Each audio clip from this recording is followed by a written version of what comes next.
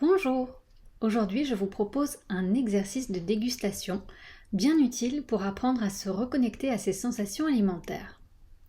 Pour réaliser cet exercice, vous aurez besoin de plusieurs petits morceaux de chocolat. Vous êtes prêts à commencer? Allons-y! Commencez par observer votre morceau de chocolat. Notez sa couleur. Est-il foncé, clair, noir, brun ou encore plus clair? A-t-il des reflets bleutés, orangés? Appréciez son aspect et sa texture.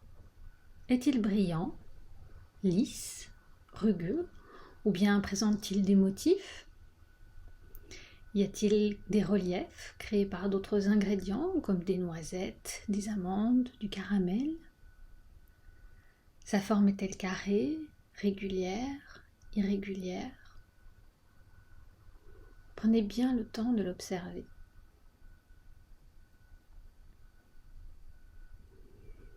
Vous pouvez maintenant prendre votre morceau de chocolat en main et vous concentrer sur les sensations sur vos doigts. Appréciez à nouveau sa texture. Est-il fondant ou collant ou plutôt sec? Notez sa température.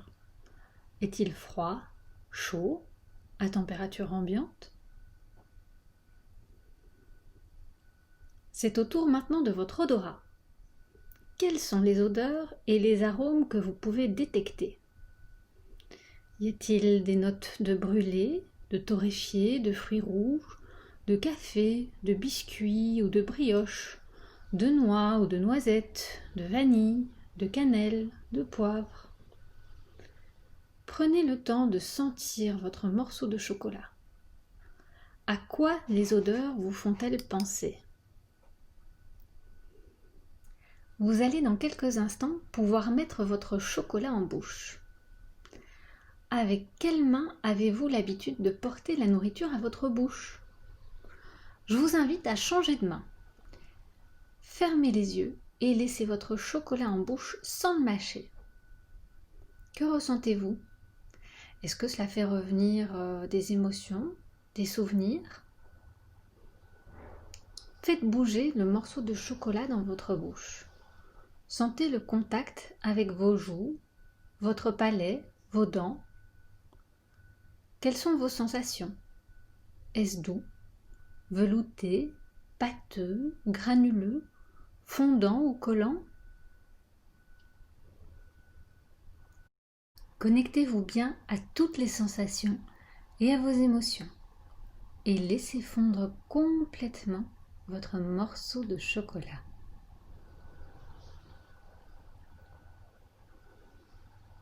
Si vous le désirez, prenez une gorgée d'eau, puis croquez un autre petit morceau de chocolat et à nouveau laissez-le fondre lentement. Jouez un petit peu avec ce morceau de chocolat en bouche et notez toutes les sensations. Quels sont les goûts que vous retrouvez?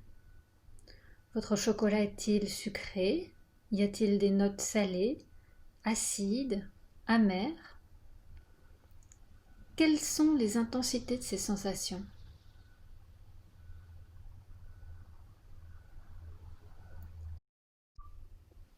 Et les arômes? Est-ce que ce sont les mêmes que ceux ressentis par l'odorat? Y a-t-il des notes de vanille, de fumée, de torréfié, de caramel, de noisettes, de banane, de miel, de fruits rouges? Terminez de déguster ce morceau de chocolat à votre aise et attribuez une note de 0 à 10 à cette dégustation. 0 étant très désagréable et 10 tout à fait satisfaisant.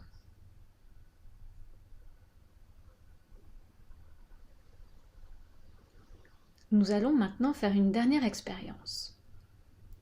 Prenez encore une gorgée d'eau et prenez encore un morceau de chocolat dans votre main. Mettez le chocolat en bouche et mangez-le très rapidement et avalez-le tout de suite. Maintenant, attribuez à nouveau une note à cette dégustation, de 0 à 10. Comparez cette façon de faire avec la précédente. Que préférez-vous? C'est souvent de cette manière, c'est-à-dire très rapidement, que les gens mangent du chocolat, parfois pour éprouver le plaisir du croquant.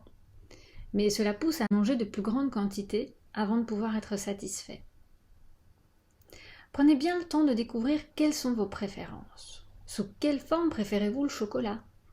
En tablette, en chocolat chaud, fondu, sur de la crème glacée, en crème dessert, en couverture de gâteau, en pépites de chocolat dans les biscuits, en vermicelle sur les tartines au beurre. Lorsque vous avez envie de chocolat, déterminez quel sera le type de chocolat qui vous apportera le plus de satisfaction. Et prenez le temps de savourer et de déguster comme nous l'avons fait au début de cet exercice. Je parie que si vous prenez le temps de savourer tout le plaisir que vous apporte un morceau de chocolat, vous en mangerez moins qu'à l'habitude. Vous pouvez répéter cet exercice avec tous les aliments que vous aimez et observer quelles quantités sont nécessaires pour vous satisfaire.